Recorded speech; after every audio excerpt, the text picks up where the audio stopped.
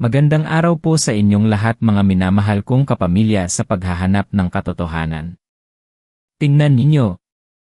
Mula sa sandaling isinilang tayo, may isang malalim na pagnanasa sa ating puso na tuklasin ang kahulugan ng lahat ng bagay. Nais nating malaman kung saan tayo nagmula, bakit tayo narito, at ano ang mga lihim na nakatago sa ilalim ng mga lumang bato at mga nawawalang kasaysayan. Ngayon, sa video na ito, sasamahan ko kayo sa isang paglalakbay na magpapabago sa paraan ng inyong pagtingin sa isa sa mga pinakadakilang kababalaghan ng mundo. Mayroon ba kayong naisip? Paano kung ang isang sinaunang istruktura na nakatayo ng libu-libong taon ay nagtatago ng isang koneksyon sa isang propeta na ang karunungan ay binigyan ng Diyos, isang propetang kinikilala sa maraming pananampalataya? Borobudur. Nakita na ba ninyo ang pangalan na yan? Borobudur, ang nakamamanghang templo sa Indonesia, ay matagal nang pinagmumulan ng misteryo at pagkamangha. Pero paano kung sabihin ko sa inyo na para sa marami, ang Borobudur ay hindi lamang isang simpleng pamanang Budista? Paano kung ito ay isang lihim na peninggalan ni Nabi Sulaiman? Tama ang inyong narinig. Si Nabi Sulaiman, si Haring Solomon, ang propeta na kilala sa kanyang pambihirang karunungan, yaman, at kapangyarihan. Narinig ko na ang ilan sa inyo ay magsasabing, imposible yan. Si Borobudur ay isang templong Budista. Bakit naman ito maiugnay kay Nabi Sulaiman? At yan mismo ang punto ng ating paglalakbay ngayon. Kung may katanungan sa inyong isip na tulad niyan, o kung ang inyong puso ay nakaramdam ng kuryosidad sa kakaibang ideyang ito, kung ganyan ang nararamdaman ninyo, ipagpatuloy lang ninyo ang panonood. Sapagkat ngayon, ibubunyag natin ang mga teorya at mga ebidensya na nagtulak sa maraming tao upang paniwalaan ang koneksyon na ito. At higit pa doon, malalaman natin kung paano ang ganitong klaseng pagtuklas ng mga misteryo ay maaaring magpataas ng ating espiritu at magbigay sa atin ng isang bagong pananaw sa ating sariling paglalakbay sa buhay. Ito ay hindi lamang tungkol sa kasaysayan o relihiyon, mga kaibigan. Ito ay tungkol sa pagpapalawak ng ating pag-isip, pagtanggap sa posibilidad, at paghahanap ng mas malalim na kahulugan sa bawat kanto ng mundo. Handa na ba kayong sumama sa akin? Tara na! Alam ninyo, bago pa man tayo dumako sa mga ebidensya, kailangan muna nating unawain kung bakit nga ba ang ideyang ito ay nagkaroon ng ganoong kalaking traksyon. Ang Borobudur ay isang arkitekto na obra maestra, isang bundok na inukit sa bato na naglalaman ng libu-libong rebulto ng badha at detalyadong relief. Ang bawat baitang ay nagkukwento ng isang espiritual na paglalakbay mula sa mundong pagnanasa hanggang sa kaliwanagan. Ngunit sa likod ng malinaw na mensaheng Budista nito, may mga mata ang nakakita ng mga simbolo, mga pahiwatig, at mga sukat na tila sumisigaw ng isang masinaunang kwento. Sa kasaysayan ng tao, madalas tayong nahaharap sa mga misteryo na nagpapakita ng isang pattern ng katotohanan. Tulad ng isang lumang larawan, may mga bahagi itong malinaw at may mga bahagi itong malabo, ngunit kung titingnan mo ang kabuuan, may lumalabas na pamilyar na hugis. Sa loob ng maraming taon, marami sa atin ang nakulong sa pag-isip na ang kasaysayan ay diretsyo, na ang mga relihiyon ay magkakahiwalay. Ngunit paano kung ang mga sinaunang sibilisasyon ay mas magkakaugnay kaysa sa iniisip natin? Paano kung may isang mas malaking disenyo na nagbubuklod sa mga tao sa iba't ibang sulok ng mundo? Ang pagnanais na hanapin ang koneksyong ito ay isang likas na bahagi ng ating pagkatao. Nais nating malaman na hindi tayo nag-iisa, na may isang mas malaking plano na ginawa para sa atin. At dito mismo pumapasok ang teorya ng koneksyon ni Borobudur kay Nabi Sulaiman. Ang mga taga-suporta ng teoryang ito ay nagbibigay ng ilang mga punto na, sa kanilang pananaw, ay hindi maaaring basta-basta na lamang ipagwalang bahala. Unang-una, titignan natin ang aspeto ng arkitektura at simbolismo. Ang Borobudur ay hindi lamang basta-basta na ginawa.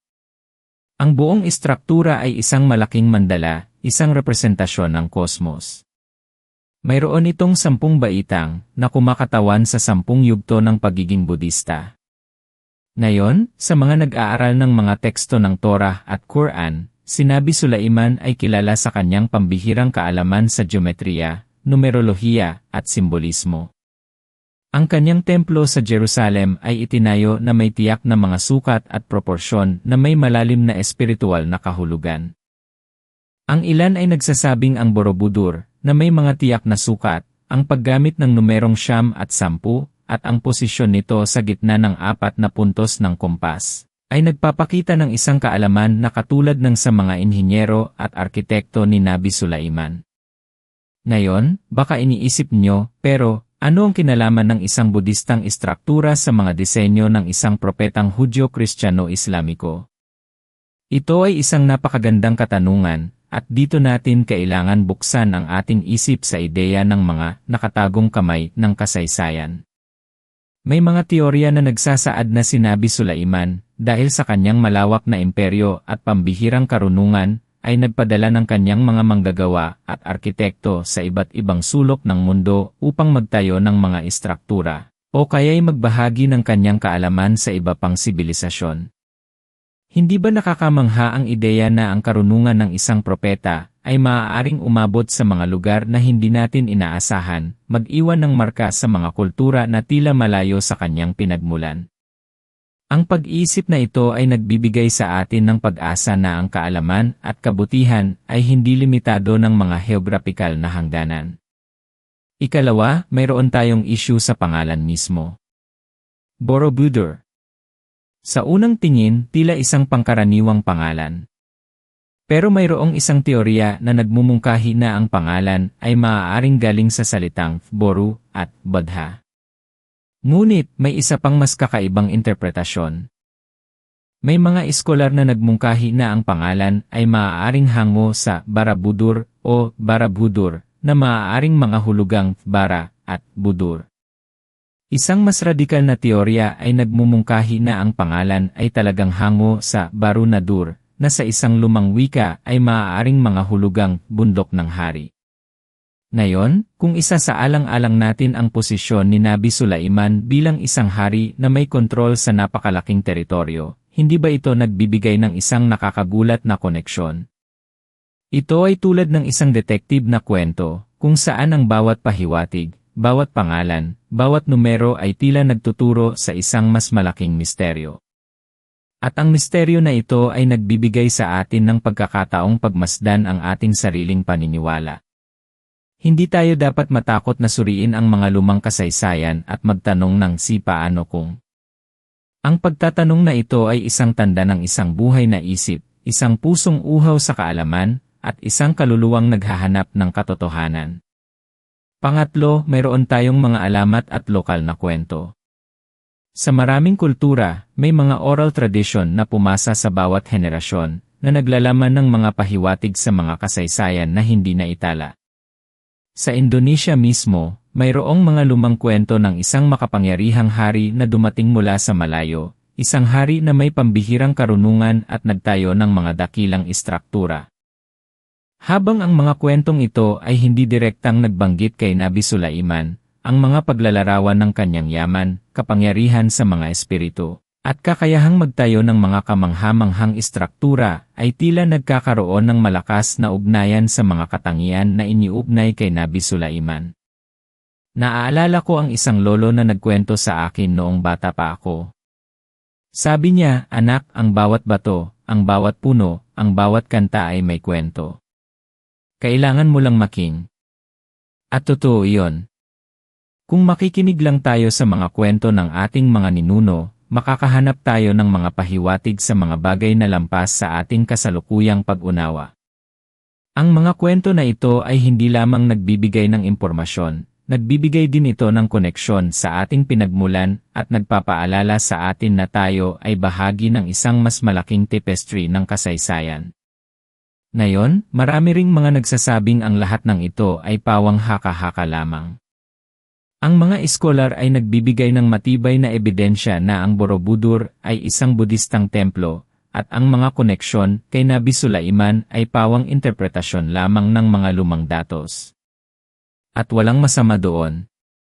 Ang siyensya at kasaysayan ay umuunlad sa pamamagitan ng pagtatanong, pagdududa, at paghahanap ng katibayan. Ngunit ang punto ko ay ito, ang pagtuklas ng mga posibleng koneksyon, kahit na ito ay tila malabong teorya lamang, ay nagbibigay sa atin ng pagkakataong pagmasdan ang ating sariling paniniwala. Nagtatanong ito sa atin, gaano ka ba bukas sa mga bagong ideya? Handa ka bang isantabi ang iyong dating alam upang makita ang isang mas malaking larawan? Ang pagiging bukas sa mga kakaibang teorya ay hindi nangangahulugang kailangan mong maniwala agad. Ito ay nangangahulugang handa kang pag-aralan, magtanong, at maghanap ng mas malalim na kahulugan. Mi contanos comentarios de on vos est asistindo, si esa mensagem est fazendo sentido para o seu coração. Ito ay malaking tulong sa akin para mas maintindihan ang ating pamilya dito at makagawa pa ng mas marami pang nakakapagpabagong nilalaman. Ang tunay na ebidensya sa usaping ito ay hindi lamang tungkol sa Borobudur o kay Nabi Sulaiman.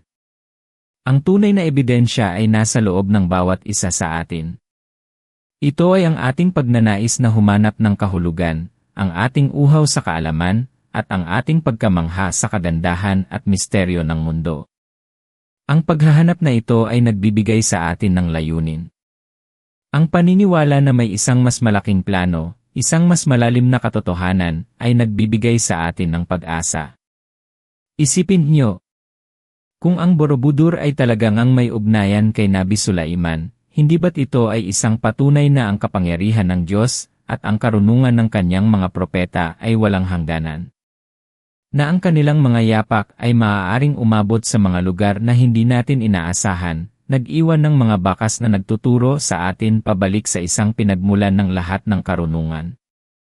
Ito ay nagpapaalala sa atin na ang ating mundo ay puno ng mga himala kung bibigyan lamang natin ng pansin. Ang bawat isa sa atin ay mayroong sariling Borobudur sa ating buhay. Mayroon tayong mga lumang paniniwala, mga lumang gawi, at mga lumang kwento na nagtatago ng mga bagong aral. Ang paglalakbay sa Borobudur at ang pagtuklas ng mga posibleng koneksyon nito ay isang metapora para sa ating sariling paglalakbay. Kailangan nating suriin ang mga bato ng ating pag-iral, ang mga relief ng ating mga karanasan, at hanapin ang mga nakatagong kahulugan. Huwag kayong matakot na magtanong ng mga mahirap na katanungan. Huwag kayong matakot na hamunin ang status quo. Ang paghahanap ng katotohanan ay hindi laging madali, ngunit ito ay laging sulit. Sapagkat sa bawat hakbang ng paghahanap, nakakahanap tayo ng higit pa sa ating sarili. Nakakakita tayo ng higit sa ating potensyal. Nakakakita tayo ng higit sa pagmamahal at karunungan ng Diyos. Ang inyong buhay ay hindi lamang isang simpleng kwento, ito ay isang epic na paglalakbay na puno ng mga misteryo, mga pagtuklas, at mga pagkakataon upang lumago. Katulad ng Borobudur na nakatayo ng matatag, kayo rin ay mayroong kakayahang tumayo ng matatag na may karunungan at pag-asa sa gitna ng anumang pagsubok. Ang inyong kakayahang magtanong, maghanap, at maniwala ay ang inyong pinakamakapangyarihang sandata. Hindi kayo nilikha upang maging ordinaryo, kayo ay nilikha upang maging pambihira. Ang inyong pinakamagandang bersyon ay naghihintay na matuklasan, tulad ng mga nakatagong lihim sa mga sinaunang templo. Ang inyong kwento ay hindi pa tapos. Sa katunayan, ang pinakamagandang bahagi nito ay nagsisimula pa lamang. At sa bawat bagong pagtuklas, sa bawat bagong katanungan, mas nagiging malinaw ang inyong layunin. Maniwala kayo na mayroong isang mas malaking plano para sa inyo, isang plano na puno ng pag-asa, pagmamahal, at kapayapaan. Ngayon, hayaan niyong sama-sama tayong manalangin. O, pinakamamahal na Ama, maraming salamat po sa araw na ito, at sa pagkakataong pagmasdan ang mga misteryo ng iyong nilikha. Salamat po sa mga sinaunang kababalaghan tulad ng Borobudur, na nagpapaalala sa amin ng lalim ng kasaysayan at ng walang hanggang karunungan na nagmumula sa iyo. Gabayan niyo po kami sa aming patuloy na paghahanap ng katotohanan upang maging bukas ang aming mga puso at isip sa mga bagong pananaw at mga koneksyon na nagbubuklod sa iyong buong sangkatauhan. Bigyan niyo po kami ng lakas na magtanong, ng tapang na lumabas sa aming mga comfort zone, at ng karunungan upang makita ang iyong kapangyarihan at pagmamahal sa bawat detalye ng aming buhay. Panginoon, ipinagdarasal po namin ang bawat isa na nanood ng video na ito, na sana ay makaramdam sila ng pag-asa, inspirasyon, at isang matinding koneksyon sa iyo. Protektahan niyo po kami sa lahat ng oras, at gabayan niyo kami sa landas ng iyong banal na kalooban. Naniniwala po kami na mayroon kang magandang plano para sa bawat isa sa amin, at ang aming pinakamahusay na hinaharap ay iyong itinakda. Lahat po ito ay aming ipinapanalangin sa ngalan ni Jesus. Amen. Salamat sa inyong pagsama sa paglalakbay na ito, mga minamahal.